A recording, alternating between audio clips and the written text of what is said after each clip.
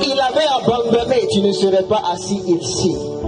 Tu sais, dans ta vie chrétienne, il y a des moments parfois où tu ne sauras même pas ce qui est devant toi, où les choses peuvent sembler incertaines. Mais je vais te dire une chose, l'obéissance à la parole de Dieu ne te laissera jamais stérile. Même lorsque l'ennemi se lèvera contre toi, c'est pour annoncer une nouvelle dimension dans ta vie. Tu sais, il y a des épreuves qui préparent seulement le terrain de ton élévation. Parce que les épreuves vont former tes entrailles pour une nouvelle dimension. Lorsque Dieu amène Israël dans le désert, ce n'est pas pour que les autres d'Israël périssent dans le désert. Parce qu'il est l'Éternel, le Dieu Tout-Puissant. Lorsque Israël est en face de la mer Rouge, ce n'est pas pour que la mer Rouge enfonce Israël. Je dis qu'il y a des défis devant toi dans ton pays, la Côte d'Ivoire. Il y a des situations devant toi en Afrique, même dans le monde entier. Tu regardes, tu ne sais pas comment les confronter. Mais ce soir, Dieu veut te dire, lève la tête. Tiens-toi debout. Tu sais, nous sommes venus ici ce soir pour une rencontre divine. Dis rencontre divine. Dis rencontre divine.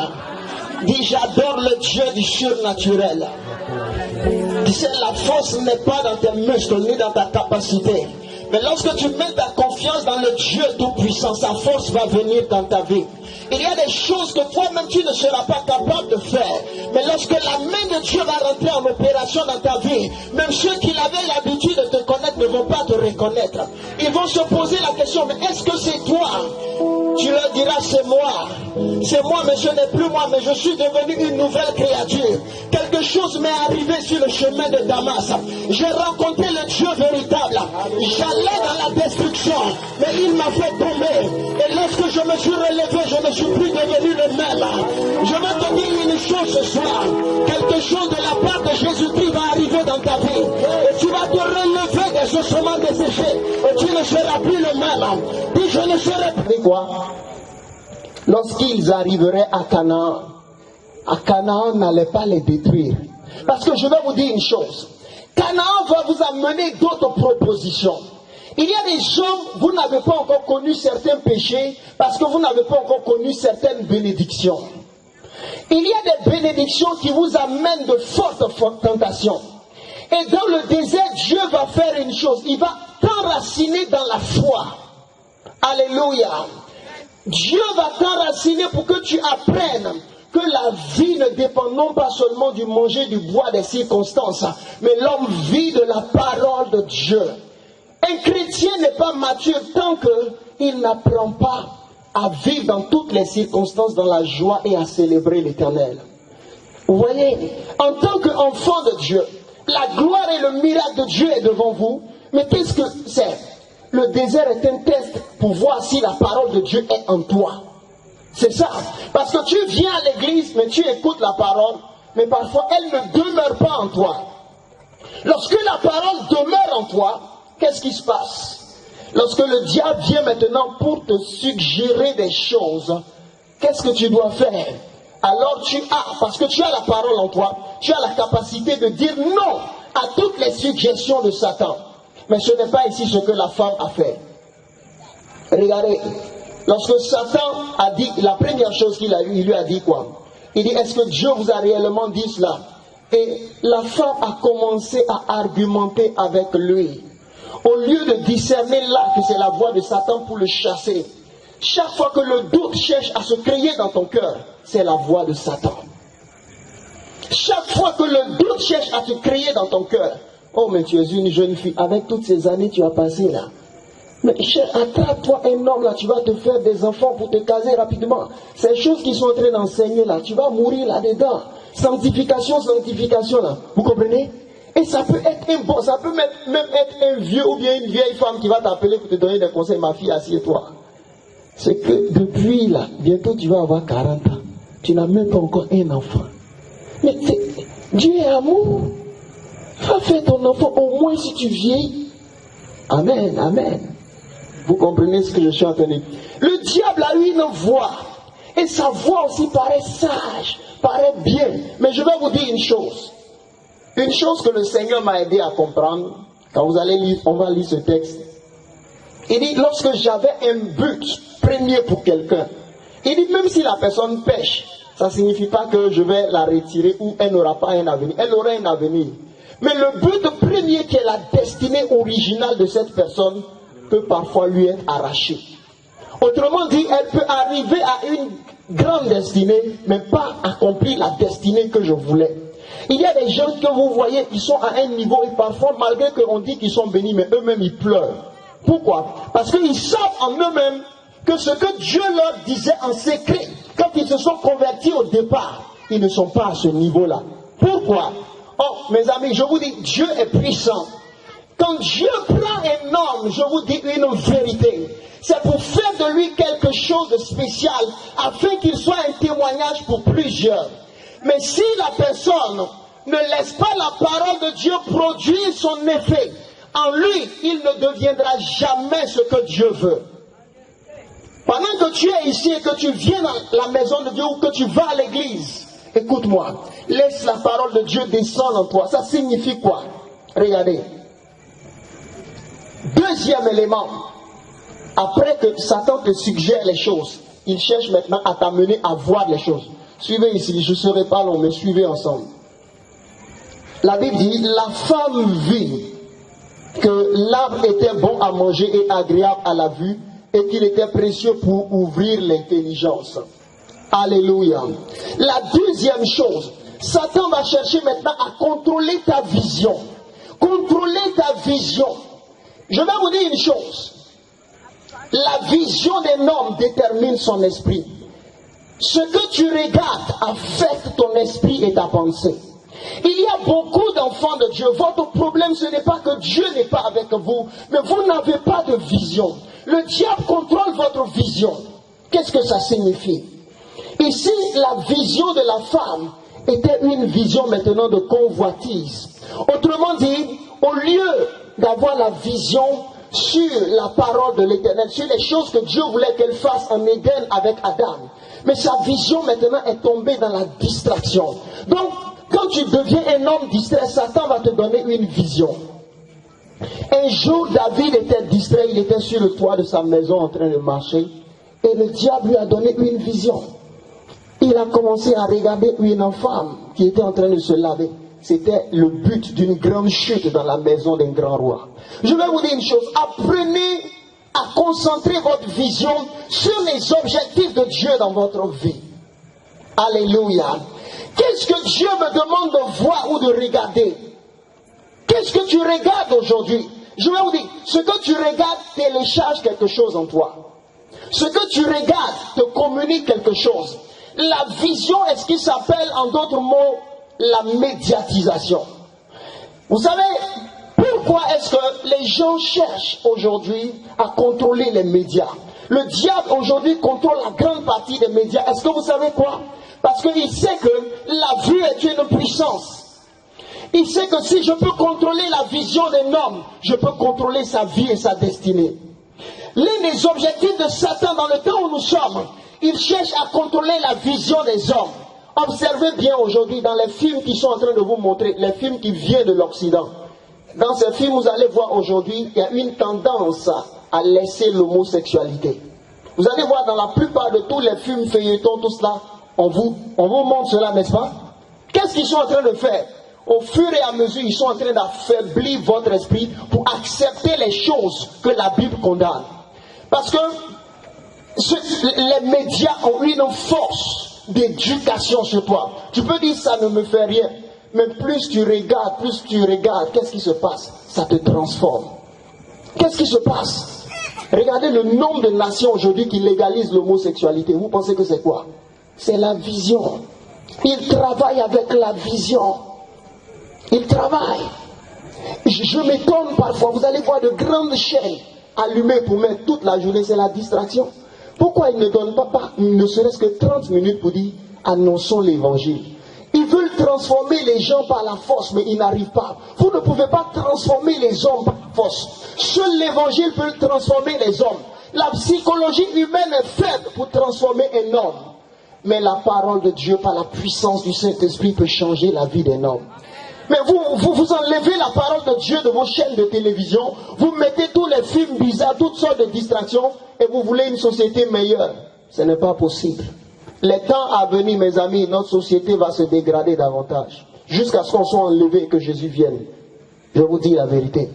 Regardez le nombre de nations et d'États qui sont en train de légaliser l'homosexualité. Regardez. Et vous pensez que Dieu va rester silencieux pour dire, oh, je les aime trop, c'est mes enfants. Il aimait aussi Sodome et Gomorrhe, mais il a frappé. L'une des grandes attaques contre ta vie, mon frère, ma soeur, écoute-moi, c'est ton esprit. Aujourd'hui, tandis que tu es là, Dieu veut faire une chose, il veut fortifier ton esprit pour garder quoi? Pour garder sa parole. Autrement dit, pour garder les principes que tu as aujourd'hui qui vont te donner de vivre éternellement. Il y a des principes qui sauvent la vie d'un homme. Il y a des principes. Il y a des principes qui sont dans la sanctification, qui sont dans la moralité qui te garde. Quand tu dis, non, moi je ne regarde pas cela. Moi je ne fais pas ça. Ça te sauve, tu ne le sais pas. Mes amis, Samson avait une grande force, mais il n'avait pas de principe. Il a fini aveugle. Il n'a même pas achevé sa destinée. Dieu a donné des talents et des grâces à beaucoup d'hommes. Les grâces et les talents sont des grâces diverses et variées que Dieu donne. Même à des païens, Dieu donne des grâces. Pas seulement aux chrétiens. Parce qu'il aime tous les hommes.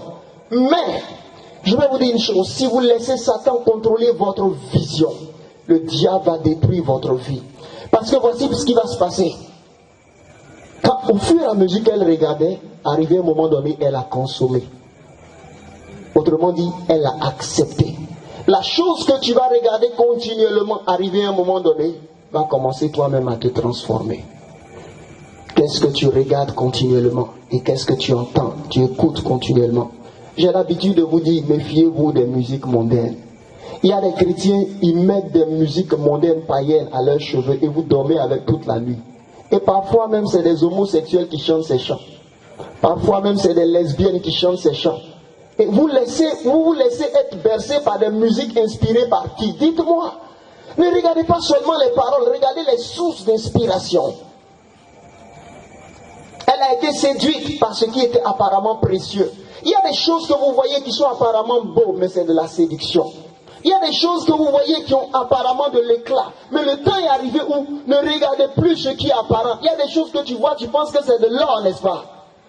Oui, mais il faut éprouver cela. Quand tu éprouves cela, c'est alors que tu vois, oh, c'est de la pacotille. Comment est-ce que Dieu va attester que toi, tu es véritablement chrétien? C'est par quoi? C'est ta réaction en face des tentations, en face des suggestions de Satan à ton esprit. Le diable va te suggérer des choses à ton esprit. Oh, même si on dit, toi un jeune comme cela, tu n'as pas de copine? Non, moi je vais avoir une seule copine. Dieu a dit d'être fidèle, même si on n'est pas marié. Je vais avoir une seule copine. Non, Dieu même sait que je suis fidèle, c'est une seule copine. Mais vous n'êtes pas marié. Et vous avez des rapports ensemble, c'est quoi? C'est l'impudicité. Vous savez, lisez la Bible. Et je vais vous dire une chose. C'est pas parce que tu sais lire la Bible même que tu seras sauvé. Un autre, il peut ne même pas savoir grand chose dans la Bible. Mais quand il lit la Bible, il a peur, il dit, Père, je me soumets à ce que tu viens de dire. Mais un autre, il lit, il dit, oh, ça fait rien. Ce petit, ça fait rien qui est gonflé en lui, là, c'est ça qui va l'amener en enfer. Écoutez-moi bien. L'enfer et le royaume des cieux n'est pas loin de vous. Il est dans votre réaction face à la petite chose qui est devant vous. Il a su dire non. Le diable est venu arriver à un moment donné, même passé par les disciples, pour lui suggérer des choses. Satan va te suggérer des choses, même dans ta famille. Allons, on dit cette année-là, c'est fait de génération, allons nous tous. Tous ceux qui ne vont pas là, on dit il y a une malédiction sur eux. Et puis tu es là, tu t'en vas. Parce qu'ils ont mis une forte pression sur toi. Ça, c'est les suggestions de Satan. Tu peux leur dire, il n'y a aucune condamnation, aucune malédiction pour ceux qui sont en Jésus-Christ. Le temps où nous sommes arrivés, écoutez-moi, c'est un temps de grande séduction. Et qu'est-ce que Dieu veut de nous? Dieu ne veut pas que nous soyons de la pacotille, mais que nous soyons authentiques, véritables. Authentique, véritable, ça signifie quoi? Que la parole de Dieu soit trouvée en nous. Alléluia. Regarde celui qui est à côté de toi. Est-ce que la parole de Dieu est en toi? Alléluia. Béni soit le nom du Seigneur. Et qu'est-ce qui va se passer? La femme va tomber dans le péché. Et lorsque l'homme tombe dans le péché, Qu'est-ce qui se passe? Regardez la réaction de l'homme lorsqu'il tombe dans le péché. La Bible dit les yeux de l'un et de l'autre s'ouvrirent et ils connurent qu'ils étaient nus. Comment elle a fait pour voir auparavant? Et puis maintenant, la Bible dit que leurs yeux s'ouvraient. Est-ce qu'alors il y a une opposition? Non. La première vue qu'elle avait était la vue naturelle physique. La deuxième vue qu'elle avait, c'est de cela que je vous parlais, la vision de l'esprit. Son esprit s'est ouvert maintenant sur une autre dimension de sa vie, tandis qu'elle n'était pas prête pour cela. Et le diable l'a séduite pour que, qu'est-ce qu'elle fasse? Elle franchisse ce qu'il ne faut pas franchir sans les principes de Dieu. C'est quoi? Saisir la connaissance du bien et du mal. Laissez-moi vous expliquer cela un peu. Lorsque Dieu avait créé Adam et Ève, il les avait créés dans le principe de la vie et du bien.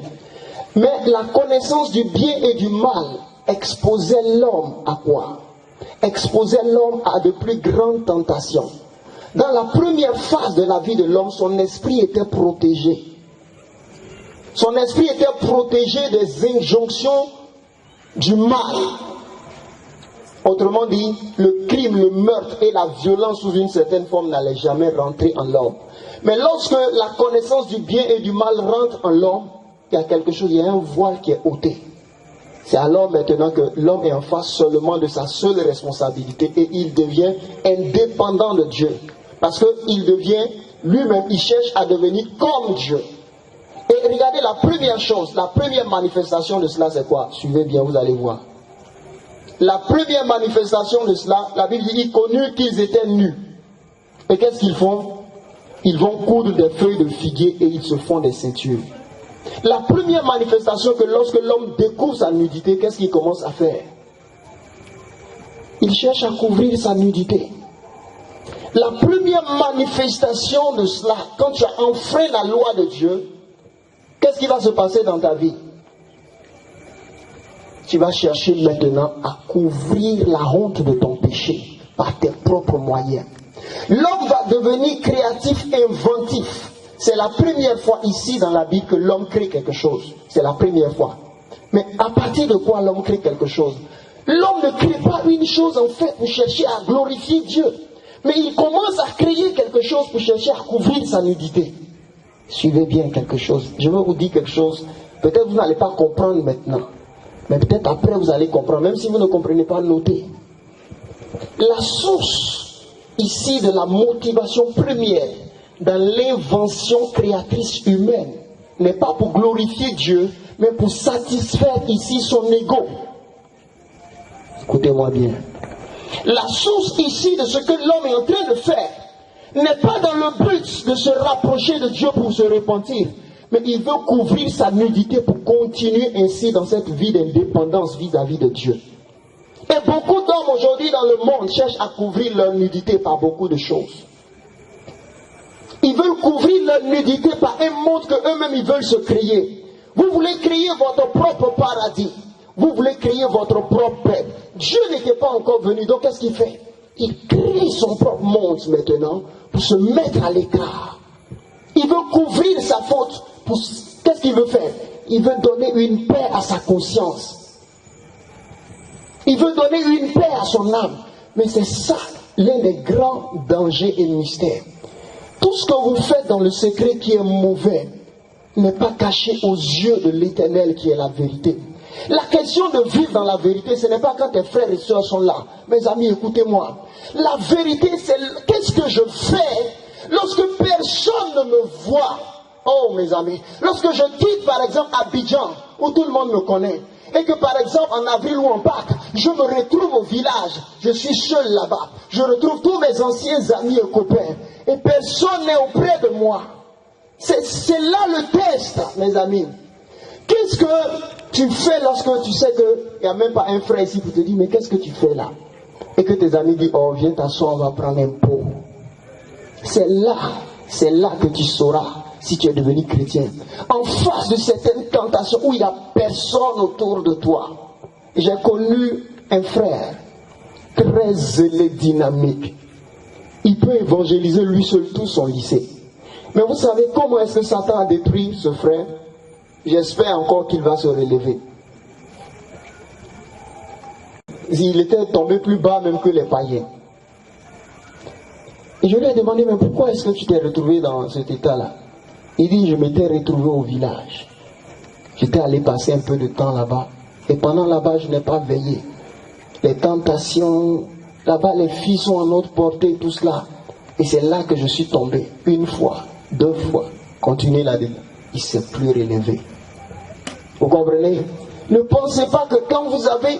Je vous dis qu'il avait une telle détermination. Une telle détermination pour les choses. Mais il y a des choses que quand tu... Parce que là-bas, il n'y avait personne pour le surveiller. Il dit, oh, même si je fais cela dans le secret, qui me voit? Qui me voit lorsque je convoite dans le secret? Qui me voit lorsque je regarde des films pervers dans le secret? Personne ne te voit. C'est toi seul caché quelque part au milieu de la... Écoutez-moi, le test de la véritable chrétienté, c'est seul, ce n'est pas ici. Vous irez, vous allez vous retrouver seul. Il y a des gens même qui peuvent venir te proposer de l'argent. Accepte cela, accepte cette proposition. C'est là que tu vas dire non, je veux Jésus, je veux le ciel. Aller dans le royaume des cieux, c'est la preuve que dans ton cœur intérieur, Jésus est réellement établi. Aujourd'hui, la vie chrétienne que Dieu est en train de chercher, ce n'est pas seulement le fait de confesser, c'est le fait de se sacrifier, de renoncer. Si vous renoncez, vous allez voir le ciel ouvert sur votre tête. Je vous dis la vérité. Il y a des miracles que vous priez, vous n'arrivez pas à tirer vers vous. Ce n'est pas par votre force. Laissez la parole descendre en vous. Vous me comprenez? La parole reconnaît la parole. Quelqu'un comprend ce que je dis? Le ciel reconnaît le ciel. Le ciel en toi. Vous êtes ici, mais parfois vous êtes vide. Le ciel n'est pas en vous. Demain, vous vous trouvez en face des problèmes. Vous ouvrez la bouche comme des païens, vous murmurez. Et vous savez c'est quoi? Quand un chrétien commence à vivre comme les païens, il commence à s'assombrir. Il a le Saint-Esprit en lui, mais son atmosphère commence à s'assombrir. Et vous êtes étonné que vous ne voyez pas la gloire de Dieu. Pourquoi? Parce que est-ce que vous savez le but de Satan? Vous savez le but de Satan c'est quoi? Il veut détruire ta fermeté. Qu'en est-il lorsque par exemple les fêtes, tu n'as pas les moyens et que le dimanche arrive, tu dois aller à l'église, qu'est-ce que tu feras? Lève-toi avec courage et va dans la maison du Seigneur. Alléluia. Alléluia. Je vais vous dire une chose. Laissez la parole descendre en vous. Éprouvez-vous vous-même. Quand personne ne te voit, est-ce que tu ne te caches pas pour boire l'alcool? Éprouvez-vous vous-même. Il dit, si vous vous jugez, regardez ce que Jésus nous a dit. Si vous vous jugez vous-même, vous ne serez pas jugés. C'est clair. Jugez-vous chacun, jugez-vous. Regarde ma vie. Regarde mes pensées, mon esprit. Mais le frère, là, je viens de causer à lui. Et puis, là, je me tourne, je commence à le critiquer. Il y a quelque chose qui ne va pas en moi. Je ne peux pas faire une journée sans calomnier, critiquer quelqu'un dans le secret. Il y a quelque chose qui ne va pas. Seigneur, délivre-moi de la sorcellerie. C'est de cela qu'il est question. On me dit que telle personne est bénie, va se marier. Et mon âme est triste. Seigneur, délivre-moi. Vous comprenez? Vous devez vous-même vous juger vous-même. Ce qui est en vous. Jugez-vous en voyant vos sentiments qui sont à l'intérieur de vous, vos pensées. Et laissez le ciel vous remplir. Appelez le ciel. Quand la lumière de la gloire de Dieu vous inonde, qu'est-ce qu'elle fait? Les ténèbres sont exposées. Et vous-même, vous commencez à voir le règne de Dieu en vous. Lorsque vous vous jugez vous-même, vous allez savoir si vous avez besoin de délivrance ou pas. Amen.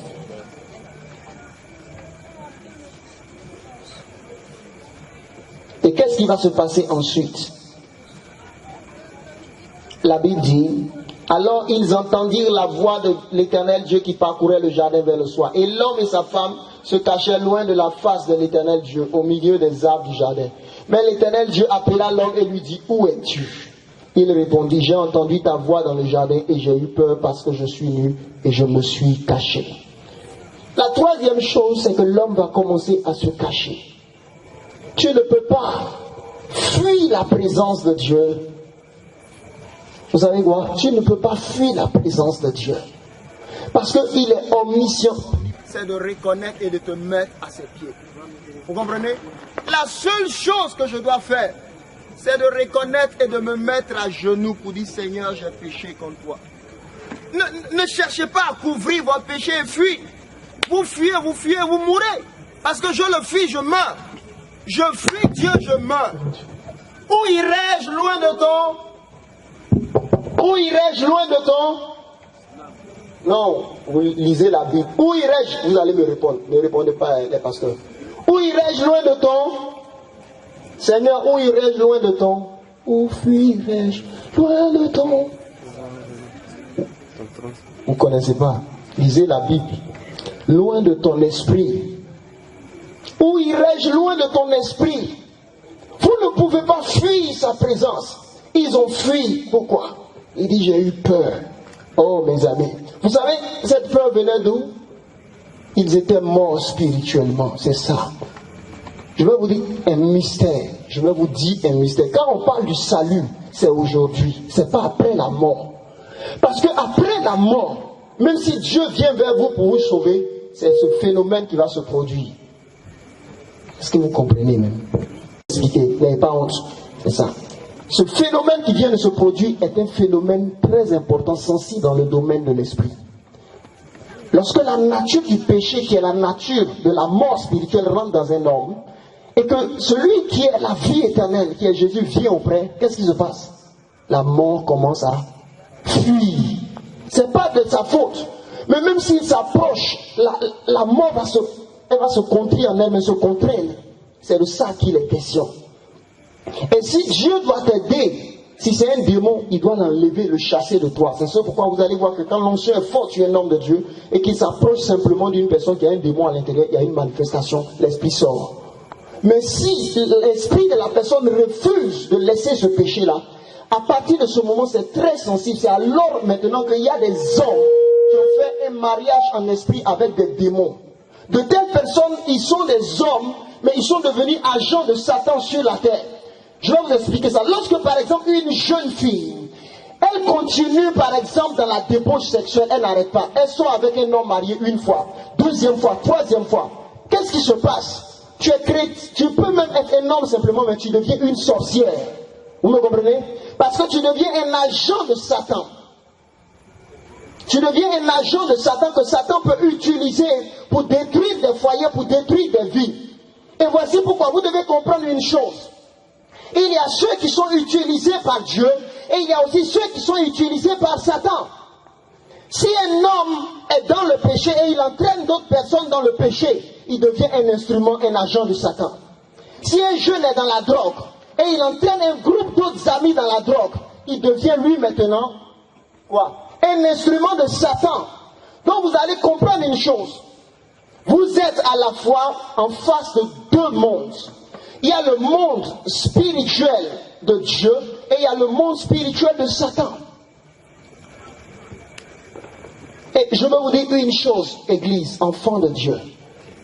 Éprouvez-vous maintenant, sinon après, vous serez étonnés. Il va dire, je ne te connais pas, c'est quoi? C'est pas qu'il ne te connaît pas, mais il ne reconnaît pas la nature qui est en toi. Vous me comprenez? Et si vous ne vous repentez pas avant votre mort, et que vous restez dans ce péché, après la mort, malgré vos pleurs, même malgré les intercessions, c'est difficile. Ça, je ne connais pas la réponse. Mais c'est difficile.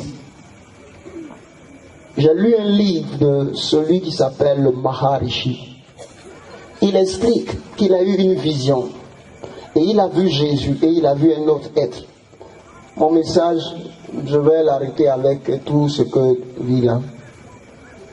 Je pense que la prochaine fois, le dimanche, on va continuer ça à l'église. Mais je vais terminer par cela. Amen. Ils vont bien régler la sono pour le concert de demain, mais je vais terminer par cela. Mais écoute-moi bien ici.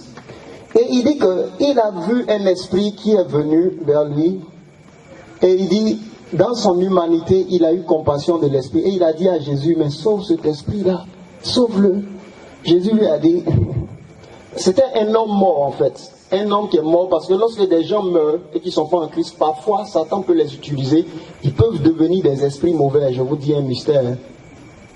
Si par exemple quelqu'un était fortement dans la sorcellerie et qu'il meurt, il peut devenir un esprit humain de la sorcellerie qui se manifeste et qui attaque. Et si il ne fait pas attention, quand par exemple tu as ces enfants, ils peuvent le voir. Si tu as un parent qui est décédé et que tu le vois, parfois il est en train de te parler, il est en train de chercher à t'initier en fait.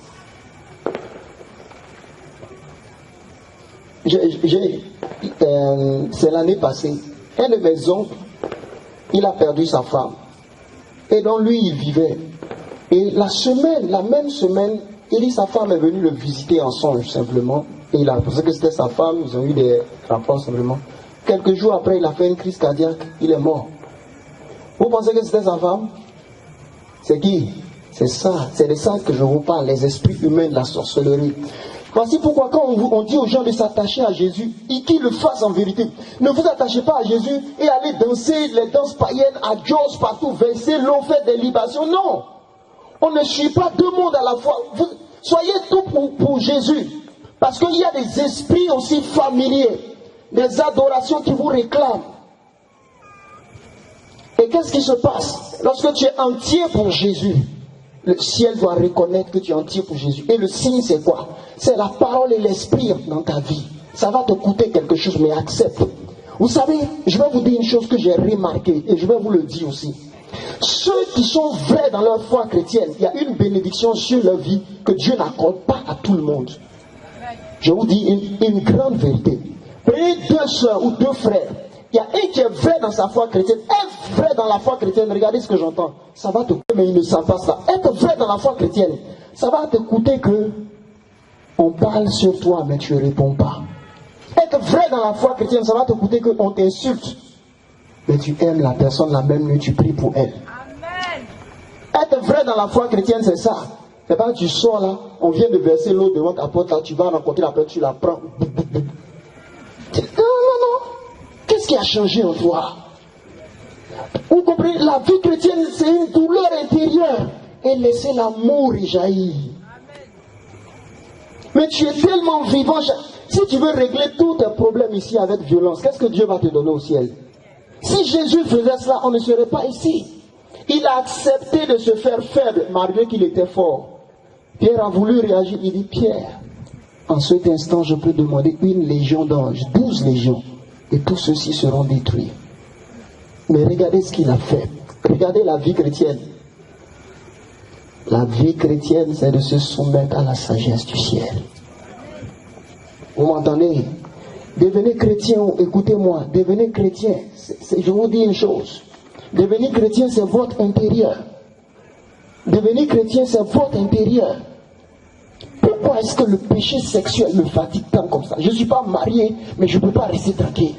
Pourquoi? Satan a un but. Détruisons ce jeune homme-là. Amenons-le à être pervers, désordonné. Quand quelqu'un commence à vivre dans la débauche sexuelle, qu'est-ce qui se passe? Il devient orgueilleux, hautain, désordonné. Plein de choses qui rentrent dans sa vie. Il ne peut plus se concentrer sur la parole de Dieu. Il y a certains esprits qui rentrent dans ta vie. Soumettez-vous comme des enfants à Dieu. Vous avez fait des erreurs dans le passé, mais aujourd'hui, vous devez accepter pour dire Jésus, je t'ai découvert. Quand il est venu vers Rahab, il est venu par grâce. Mais après, Rahab ne pouvait plus continuer la prostitution. Vous comprenez ça?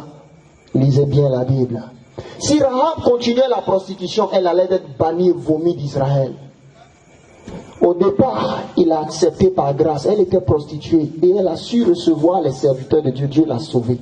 Mais ça ne signifie pas continue. Bon, tu as soutenu l'œuvre de Dieu et tu as été béni, tu es venu à l'église. Peut-être tu avais un amant qui prenait soin de toi, mais tu sais qu'il est marié, il a 3 enfants avec une femme.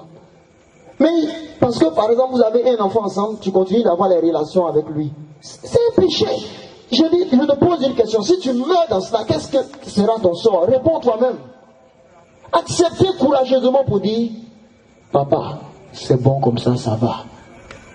Tu vas t'occuper de l'enfant, c'est ton enfant, mais c'est fini comme cela entre moi et toi. Reste avec ta femme. Ça te sauve. C'est pas une question de plaisir, c'est une question de ta vie, de ton salut. Alléluia. Que le Seigneur vous bénisse ce soir. Ce message que je vous donne, acceptez-le dans votre cœur. Il fera quelque chose de nouveau dans ma vie. On va se tenir debout, on va prier, on va terminer. Il fera quelque chose de nouveau dans ma vie. Il fera quelque chose de nouveau dans ma vie.